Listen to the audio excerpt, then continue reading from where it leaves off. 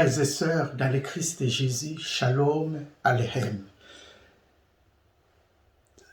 Cette troisième semaine du Carême, on nous propose dans l'Évangile de se convertir. Et c'est intéressant. Nous allons essayer de comprendre ce que Jésus a dit, parce que l'Évangile d'aujourd'hui ne semble pas être facile à comprendre. Ce n'est pas facile à comprendre, mais nous allons essayer de décortiquer cet évangile pour mieux comprendre le pourquoi du comment. Alors, on nous parle de deux événements dans l'évangile d'aujourd'hui. Il s'agit des Galiléens qui étaient massacrés par Pilate, par des soldats de Pilate, et aussi la chute de la tour de Siloé. Et enfin, on va nous parler de la parabole du figuier stérile. Quel est le message que Jésus veut nous faire passer? Il s'agit de l'affaire des Galiléens qui étaient massacrés par Pilate. Ces Galiléens-là, ils étaient révoltés contre Pilate. Alors Pilate les a exterminés. Mais pourquoi cela est arrivé? N'oublions pas, à l'époque de Jésus, il y avait beaucoup de mouvements politico-religieux et certains mouvements qui étaient des mouvements religieux. On peut voir par exemple les pharisiens, les sadducéens, les samaritains, les zélotes et d'autres mouvements qui existaient à l'époque de Jésus. Mais voilà des zélotes. Les zélotes, c'était un mouvement qui était contre l'occupant romain. Ils étaient contre cette occupation romaine. Il fallait chasser les Romains de leur terre. Or, eux, ils croyaient que le Messie qui viendra sera un Messie aussi politique, qui devait bouter les Romains dehors.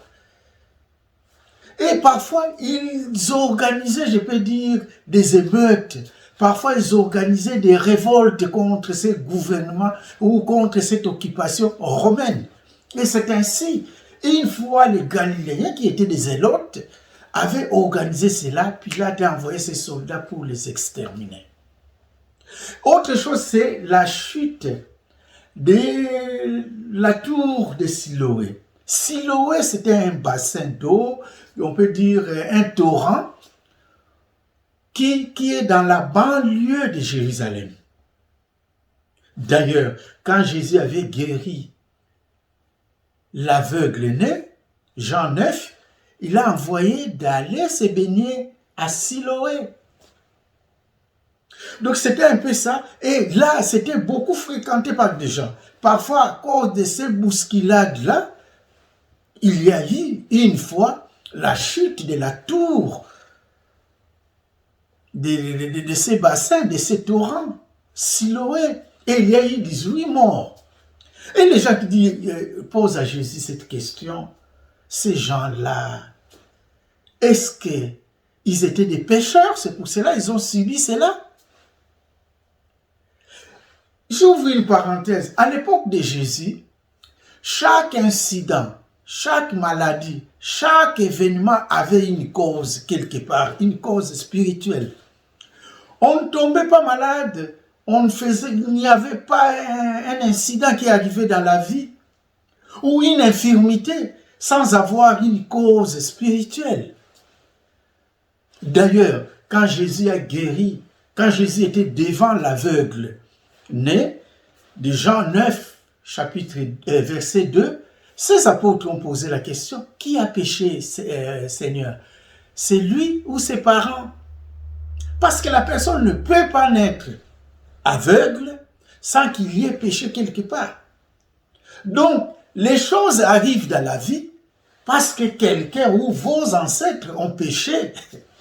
Et c'est pour cela qu'on dit ces deux événements. Ces Galiléens-là que Pilate a massacrés et ceux qui sont morts à la chute de la tour de Siloé, avaient-ils péché? Et c'est une bonne question. Et c'est là où on va comprendre que Jésus les ramène autre part. Ce n'est pas le péché. Jésus veut montrer, ce n'est pas à cause des péchés, ce n'est pas à cause d'une maladie, d'une infirmité que Dieu doit punir les gens. Mais non. Mais non. Ce n'est pas à cause de ça. Jésus veut montrer que le malheur reste, le malheur terrestre n'est pas toujours la sanction qui vient de Dieu.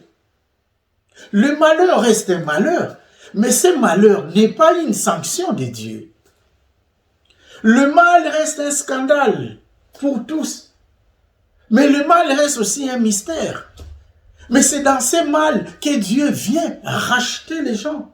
N'oublions pas, quand Jésus est en train d'écrire, quand Jésus parle de l'évangile d'aujourd'hui, là il est au début de sa mission, c'est-à-dire il parle de la conversion. Convertissez-vous.